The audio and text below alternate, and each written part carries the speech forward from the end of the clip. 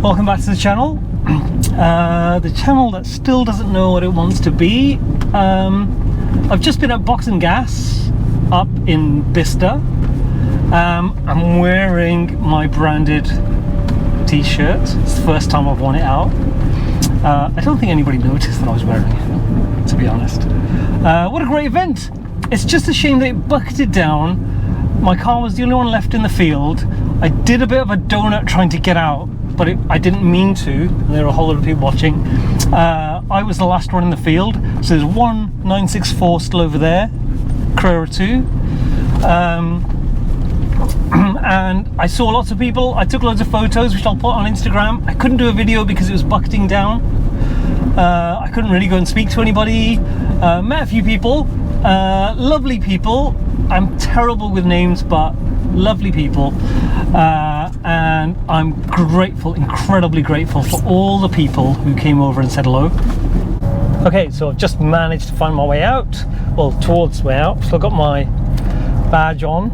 I can't take off now because it's under my seatbelt and my microphone. I'm covered in cack because I climbed over a fence. I tried to climb through the fence and didn't realize that I was wearing a bag on my back. Anyway, great event. Real shame that I couldn't bring my 912. I really thought about it even to the last second. It would have meant, I haven't used the car in months, it would have meant that I'd just drive straight up to the storage facility, leave my 911 there, see if it fires up. If it fires up, drive an hour, just run over a mouse, drive an hour to here, and then leave it standing in the pouring rain all day, where it would have just filled up with water, because that's what it does. I've not had a chance to look at why that happens. And then get back in it filled with water and drive it an hour back, and park it filled with water back in storage. So it's just a shame. I just couldn't do that. But great to see so many cars, so many people. I didn't really get to chat to a huge amount of people, even though I was there literally all day. I've been there for about 6 hours. But it's just, I couldn't do a video because there was just nowhere to move around, and while it was dry, I was looking at stuff, but then suddenly it just started to bucket down. We were all crammed into small spaces, and yeah. And some of the cars there some of the cars at Boxengasse were amazing. And it's the first time I've ever properly really seen, I think Paul's name, 911 the Goat, I think, is his Instagram. And he was there with Andy from Road to Redline. And yeah, to see a 959 that close up, I don't know, I mean, it's iconic, and it's a thing to behold. And I had a great conversation, and he was telling me about how people jump into those cars, and their expectation is that it's going to be a super fast modern type car, and it's going to look like and feel like a, you know, modern day 992 GT3 or something, and you know, you might go, well, it's clunky, this is that, you know. If I got into this after my wife's Golf R, and I think, oh, but it's this, it's that, but it's not. You're always anchored to the car that you've just got out of. I'm going off on a massive tangent. I'm supposed to be talking about Boxengasse, which I will, but the people who drive, there's people who aren't classic car people, and there's people who are kind of classic car people, and the ones who are classic car people, they do that thing where they jump from a modern car into a classic car, and what they do is they go, actually, I need to change my mindset. When was the car developed? What was the expectation of it? And what did and what's the capability? Not capability, how do people drive? The people who are experiencing it. So for me, when I got in this car, and you know, people would have looked at it and gone, whoa, that's a modern 911. And what's happening here? I'm on an A road that I need to, whoa, let's give it the beans.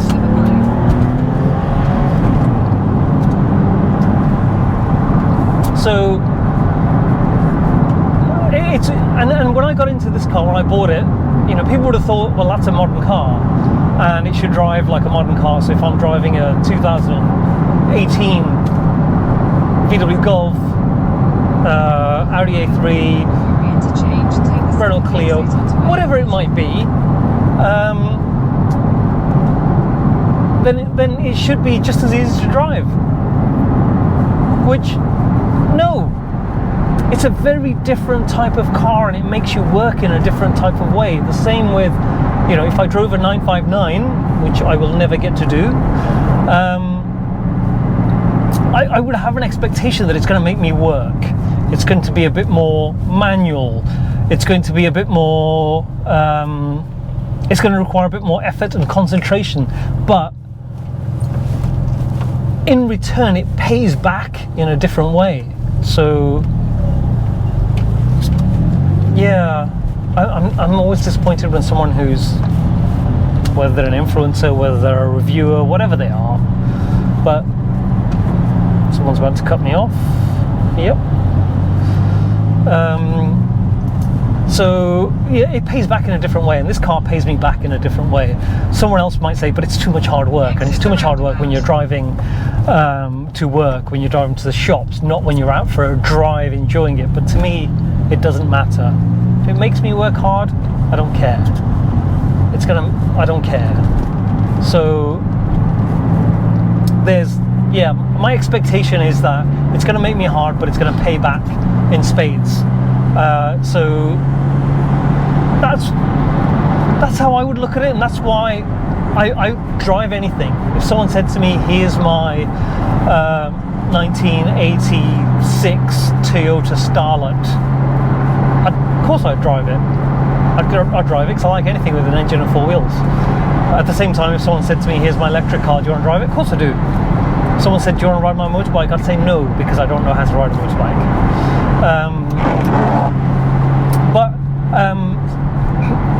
I also want to, don't let me forget, I need to update you on what's happening with the channel and stuff like that. I didn't hand out enough stickers or anything like that because I'd forgotten. Someone with bright lights is trying to crash into the back of me and trying to burn my retinas. But at the same time, seeing all of those cars, especially thinking about my 912, and all I could think was, why did I miss out on those replica Fuchs wheels that were £215? That was disappointing. And also, I need to do stuff. There was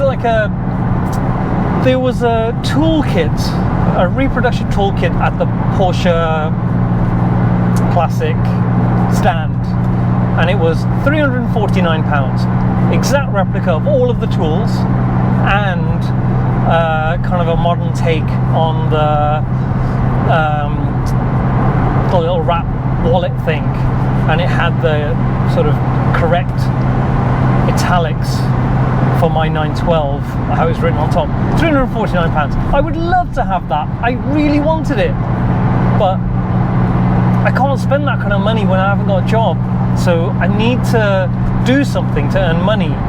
And if I then jump back into corporate life, which I will have to, there's no other way I can earn the amount of money that I need to pay the bills. It means I'll be doing less videos, which in turn leads me to update on the channel. The channel is actually, I'm kind of happy with the way it's going, because I'm doing the regular content, and so if I look at my last 28 days analytics, you know, like I said before, when I was, am I in 6th gear? Yes, I am. When I stopped doing regular content because I was moving house, leaving my job, all sorts of stuff, and I didn't have time to concentrate on it, I went from something like 28 subscribers, gaining about 28 subscribers over 28 days, which is kind of one a day, because that's how good I am at maths. It fell off a cliff. It kind of went down to something like 2 over a period of 28 days. So since I've been doing the regular content, and there's been people watching the videos and you know, feeding back, hitting me with comments. It's gone up to something like 36, 37 over the last 28 days. So I'm hoping that's going to keep going up. And I want to hit, you know, a decent number before I start telling people that I know that I have a YouTube channel. So but at the same time, I need to do some kind of collaboration. I also want to do an unpaid ad for Flat 6 Jack Speed Shop, because I mean, not that he needs the work, because there's plenty of people. He's getting, you know, going to him, well, 10 people have recommended you,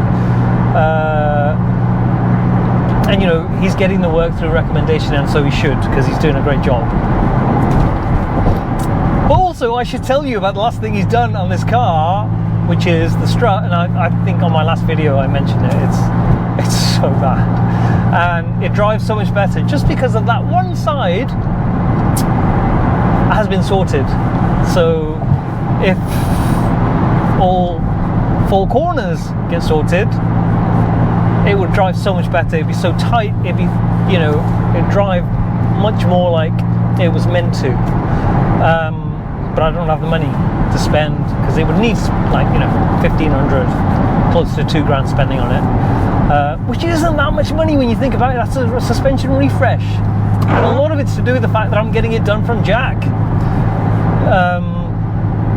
So anyway, I want to thank people who messaged. Lee Buckles, thank you for your message, and I am going to contact you. I know you're not on Instagram. I will give you an email address that you can email me on, and hopefully I will be able to come and see you and your Boxster 2.5, because I really want to have a go in one, and I still think I can get one for $2,000 or under, and I can enjoy it for a little bit and just sell it for the same price. That's what I want to do. That's the plan. Anyway, I think that's about it. That's the update for now. I want to do something a bit different now, because there's stuff that's been happening. I've been out in my Golf R. I've got this car fixed. Then there's the Boxengasse, which I've just been to. But the other thing I need to tell you is that we've got ourselves a kitten. Yes, we have a kitten. So, and when my daughter says to me, "Daddy, why don't you like animals?" and I tell her I only like animals I can eat, she's kind of not letting me forget that.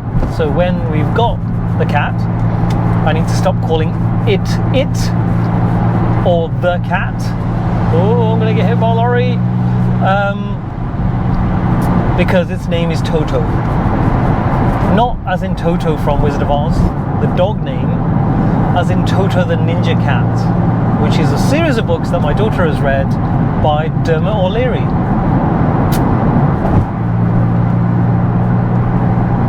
That's it. Anyway, please hit subscribe. I still don't know if people are listening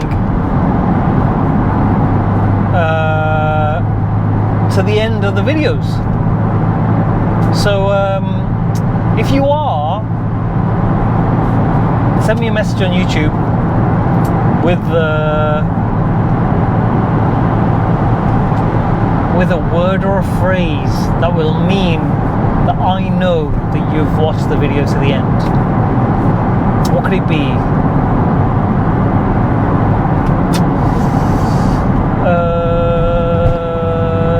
A Blackadder reference. Crevice. Just the word crevice. That's it. Anyway, hit subscribe, hit like, and